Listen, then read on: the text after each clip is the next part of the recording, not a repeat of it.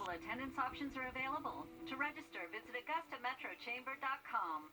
Watch 1226 on your side, wherever you go. Help us fight for life and train the CSRA. Contact the American Heart Association for details. Like and follow News 1226 on Facebook for the latest up-to-date coverage near you. From the station that's on your side, this is News 12, first at 5. The trial for the former Minneapolis police officer charged in George Floyd's death kicking off today. We break down what's happening inside the courthouse. But first, here at home, the Richmond County School Board is meeting right now to discuss the future of standardized tests. School officials are looking to reduce testing times as well as lower and how much exams affect overall grades. Our Wrdw is live inside our studio with how this will impact students now and will possibly in the future as well. Yeah, and I mean, moving forward, this could change the future of testing for Richmond County students this year and for years to come. The board is set to talk about changes to the Georgia milestone assessments. I spoke with one parent who says this could bring some relief to students learning through the pandemic. And filling in bubbles on a Scantron might be the thing of the past in Richmond County schools. Some of the key changes suggested include using input from teachers, parents, placement committees, and class performance instead of using Georgia milestone results. That would decide if students move on. They also will reduce the testing times by an average of 4.5 hours. This would not only be during the pandemic, but for future school years. Instead, schools would offer and schedule more time on those test subjects in the same day to make up for this. Along with all of this, they plan to follow Georgia DOE recommendations, which reduce the weight of Georgia milestone EOCs to 0.01% of final grades and not 20%. Parents say these changes are necessary. There are other people who know the information, you know, like the back of their hand, and they get in front of a test and they freeze. So weighing so heavily on that test, it's not really fair.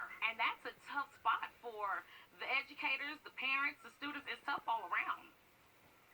Another key point, students don't have to come to take the final exam if they are virtual. They will receive a 0 or incomplete exam grade, but again, that is only 0.01% of the final grade. Coming up at 6, we break down what effects these testing changes could have for future school years. Meredith? All right, thanks for that, Will. A lot of parents really interested in that. And a heads up for parents and students in both Columbia and Richmond County schools. Thursday is an early dismissal day. Also on Friday, there is no school for students or teachers. So a long weekend, and we are already all looking forward to it as we take a look out over Wheeler Road there. It's been a pretty nice couple of days. Chief Meteorologist Riley Hales looking at our forecast. And Riley, we're hoping this continues. That is the good news, Meredith. We are expecting fantastic weather the next several days, only getting warmer for us. We're bringing in a few clouds this afternoon. We've enjoyed plenty of sunshine today, just a few high-level cirrus clouds that will make for a gorgeous sunset here within the next hour, hour and a half, so get ready for that. Temperature-wise, we're actually hitting the 70s this afternoon. It is beautiful out there. Inside the metro, we're currently at 70 degrees, but Daniel Field was as high as 72 earlier, and Bushfield actually did get around 73, 74. Still waiting on that climate report to come out. But our current temps, we're holding in the upper 60s, low 70s. We are expecting to be about 5 to 10 degrees warmer out there tomorrow afternoon, so the beautiful spring-like conditions will continue. Now, with dry air in place, it means it can cool off very quickly. So if you have any plans this evening after sunset, you likely will need a light jacket. We're expecting temps to already be into the mid-50s by 8 and closer to 50 by 10 p.m. Take a look at some well above average high temperatures in that full forecast in just a little bit. Like the sound of that. Thanks, Riley. The House Rules Committee is meeting today to continue to talk about the COVID-19 relief bill that passed the Senate. President Joe Biden is highlighting the need for financial relief, meeting with a small business owner who benefited from the Paycheck Protection Program loans today. The House is expected to vote on Biden's $1.9 trillion relief bill tomorrow morning. Representative Hakeem Jeffries says he's confident it will clear the House with the Senate's changes. 10% confident that the votes exist to pass the American Rescue Plan. We'll pass it hopefully with some Republican votes, although, you know, that remains to be seen. What's perplexing to a lot of us is that the American Rescue Plan is bipartisan across the country. Republicans have unanimously opposed the bill every step of the way, saying it is too large and untargeted. And what could you be getting from this bill? $1,400 stimulus checks would go to about 85% of Americans. An expansion of the child tax credit for a year of up to $3,600 per child. $34 billion goes to expand Affordable Health Care Act subsidies, meaning more people will be able to buy health care on the exchanges, and the others will have lower insurance premiums. President Joe Biden has issued an executive order calling for the immediate review of the public charge rule. That rule makes it harder for immigrants to get legal status if they use public benefits like food stamps or Medicaid. The filing goes to show how the new Department of Justice is changing positions now that former President Trump is out of office. Republican South Carolina Senator Lindsey Graham says there is already an uptick in the number of adults and unaccompanied minors showing up at the southern border. He says the Biden administration is allowing them to stay in the country rather than send them back. Here at home, if you need to sign up for a vaccine, AU Health is planning mass vaccinations through this weekend. You can sign up for appointments now on augustahealth.org/vaccine. They start Thursday at several different locations, including the Faith Outreach Church in Hephzibah. Also, Washington Square on Washington Road, which is that big place in the Steinmart location. The Washington Square location will also have clinics on Friday, Saturday, and Sunday, so make sure you sign up. Jury selection is underway in the trial of the former Minneapolis police officer charged in George Floyd's death. Michael George has the latest from Derek Chauvin's murder trial. All right, let's do our next juror, please. A Minneapolis court moved forward with seating jurors in Derek Chauvin's murder trial as attorneys raised concerns about some candidates already having knowledge of the case. We are humans, you know, and he said, I can breathe. He was on top on him. Hennepin County District Judge Peter Cahill allowed several jurors to be struck, including one with martial arts experience. Yes, for the record, the defense has made its preparatory challenge now, and it's the second person of color in the jury pool. His statements that he would be willing to re-examine the evidence struck me as insincere. Chauvin, a former Minneapolis police officer, stands accused of second-degree murder and manslaughter after he was seen pressing his knee on George Floyd's neck for about 9 minutes last May. And it's still unclear whether a third-degree murder charge will be added. Selection of the 14 jurors in the case could take at least 3 weeks. In the meantime, authorities here in Minneapolis have barricaded the courthouse and other parts of the city, fearing protests against police brutality. Marcia Howard is a teacher and retired Marine. We have always been disenfranchised, over-policed, over-criminalized, over-promised, and under-delivered. The defense is expected to argue Floyd died of a drug overdose rather than from the officer's knee on his neck. If convicted, Chauvin faces up to 40 years in prison. Michael George, CBS News, Minneapolis. Only one member of Floyd's and Chauvin's families are allowed inside due to coronavirus restrictions. Kia is telling owners of nearly 380,000 cars in the U.S. to park them outside. It's thanks to a fire risk. They are recalling certain 2017 through 2021 Sportage SUVs and 2017 through 2019 Cadenza sedans. The company says a short circuit in the brake control unit can cause excessive heat, causing the risk of a fire. Kia says owners should park these cars away from buildings until repairs are made. Owners of the recalled cars will be notified starting April 30th. Today, open testimonies from the community being held regarding a hate crime bill in the Palmetto State. South Carolina is one of 3 states without a hate crime law. Having the legislation raises the penalty for crimes where hate can be proved as a motive.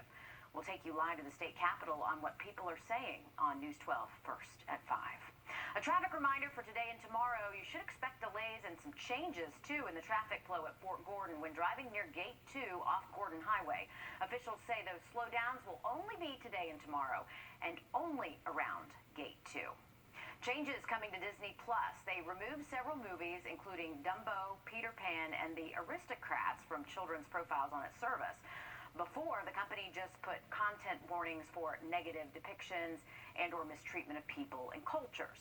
Well, adults with Disney Plus accounts can still access those movies with content warnings. Buckingham Palace now speaking out for the very first time since Harry and Meghan's tell-all interview with Oprah Winfrey.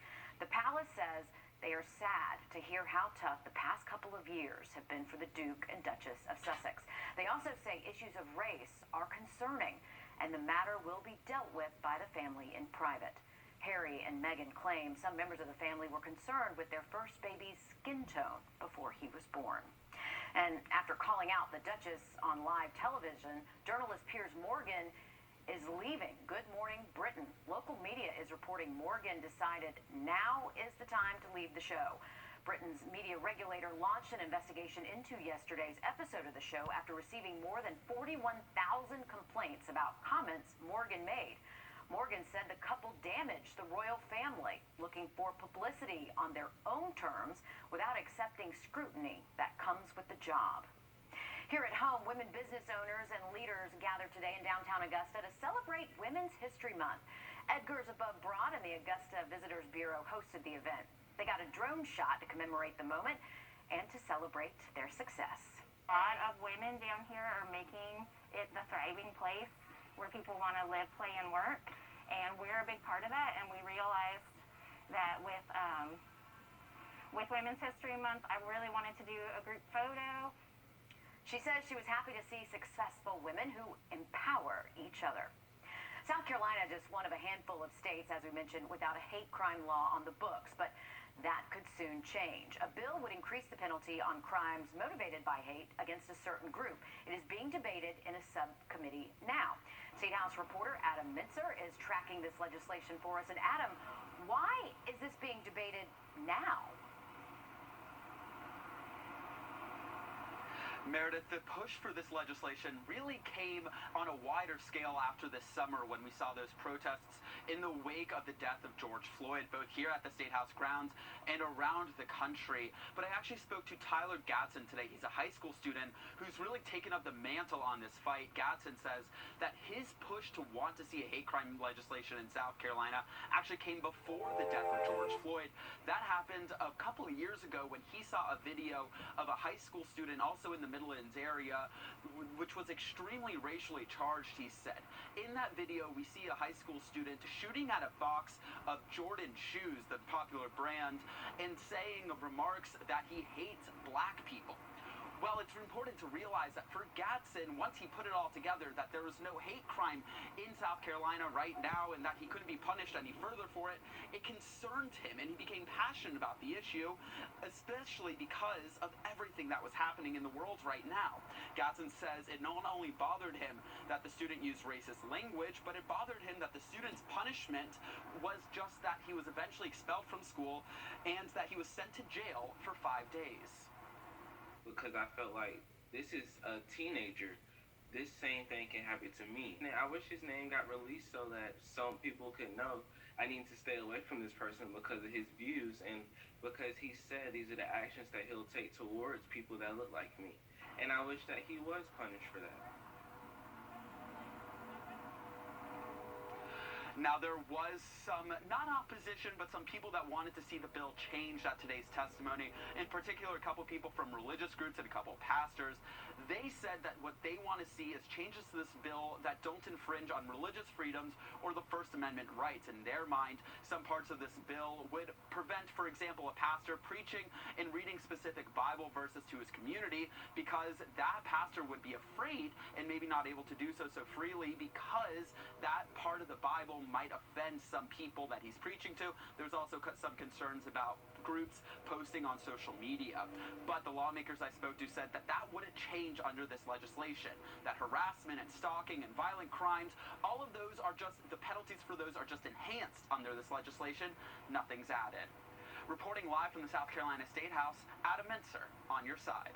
Thanks for that update, Adam. Lawmakers say a vote on whether to send this bill onto the full Judiciary Committee could come as soon as this week. We'll be watching.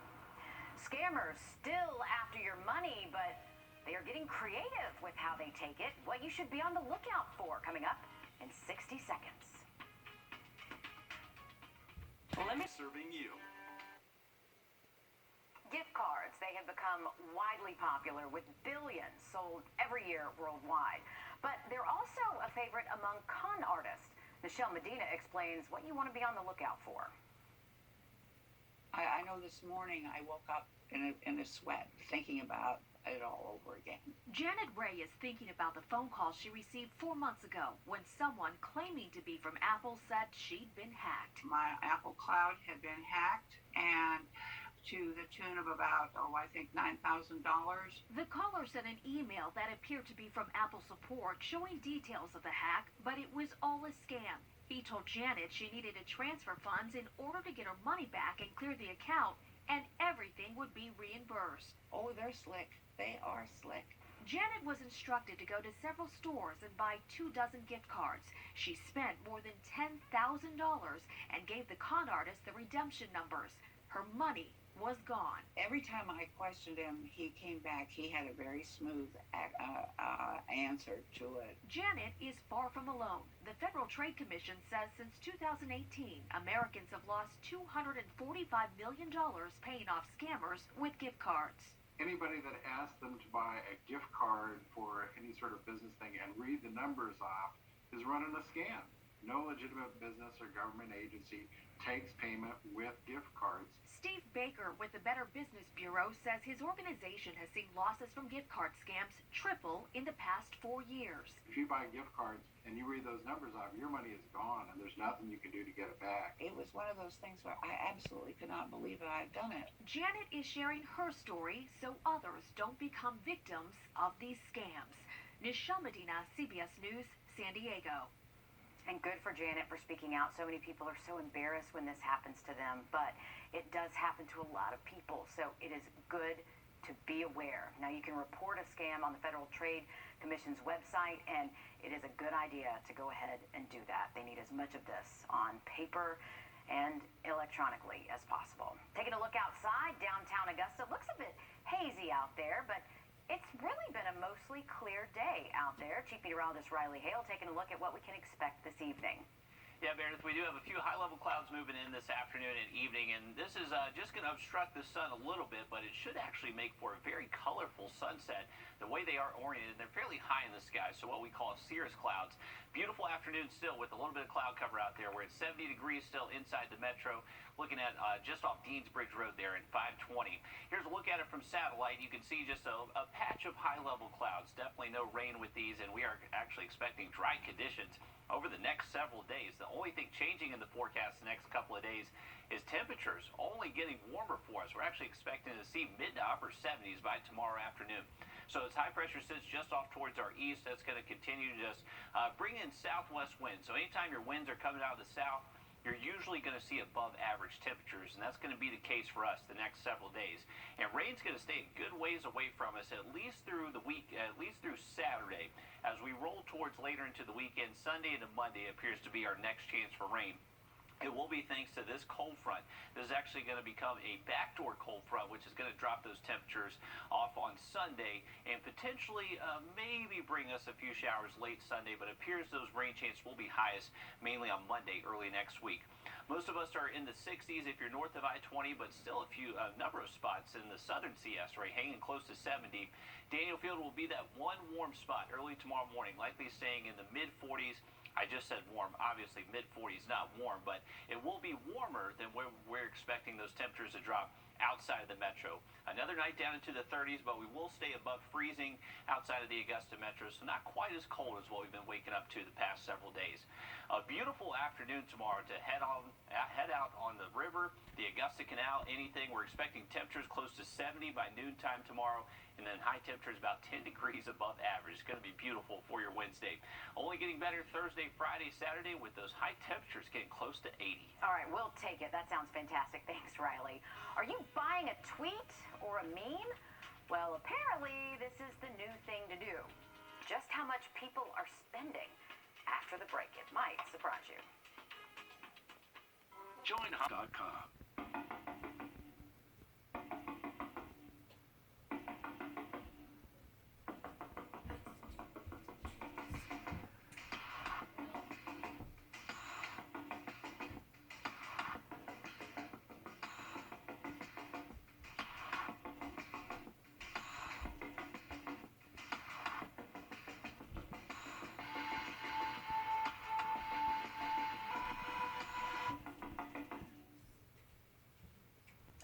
listen to this. Over the weekend, someone placed a $2.5 million bid for a tweet. Yes, a tweet by Twitter co-founder Jack Dorsey. It has left millions of people wondering, how do you buy a tweet and why? Well, it's all part of a growing trend in the art community called NFTs. Jamie Tucker has been looking into this new art form and why any of us should care. We're going to start by saying an NFT, for many of us, is going to sound crazy, if not stupid, but it's a real thing. An NFT stands for non-fungible token. Now, fungible is something that has a standard value, like currency or gold. But this Hank Aaron autographed baseball is non-fungible. It's worth what someone is willing to pay. In the case of an NFT, it's not a tangible item like the baseball. It's a digital piece of art in most cases, and since the artwork is on the internet, people buy and sell them using the T, which stands for token. It's basically computer code for the original digital artwork. Christie's auction house is auctioning off this digital artwork by the artist Beeple. The highest bid's currently $4 million and probably worth more by the time you're watching this. The winner of this auction will receive the one-of-a-kind token or computer code, making them the sole owner of the original artwork. Now, the owner could print it out for display, of course, or display it on a video screen in their home, or, like most other works of art, sell to another collector. Now, smaller artists are using NFTs now to finally be able to sell some of their digital artwork, which can be images, video, music, or a combination. Now, NFTs have been around for a couple of years, and now that many artists are creating digital artwork that lives on the internet, NFTs are the new way to collect that art. Still sounds a little crazy, but it's definitely not stupid. That's What the Tech. I'm Jamie Tucker. You have wall. It is going to be another chilly start early tomorrow morning, but you will not need that jacket all too long. It should be an even warmer Wednesday afternoon with high temperatures getting about 10 degrees above average. And then only getting warmer Thursday, Friday, into Saturday. We're expecting those high temperatures to most likely top out close to 80 degrees. So some beautiful weather the next several days. That rain chance mainly confined to early next week, but we could see that creep into our Sunday. All right, thank you, Riley. Richard Rogers has just joined me in the studio. We'll both see you coming up in just a few minutes. The news continues, first at 5. Your weather can change.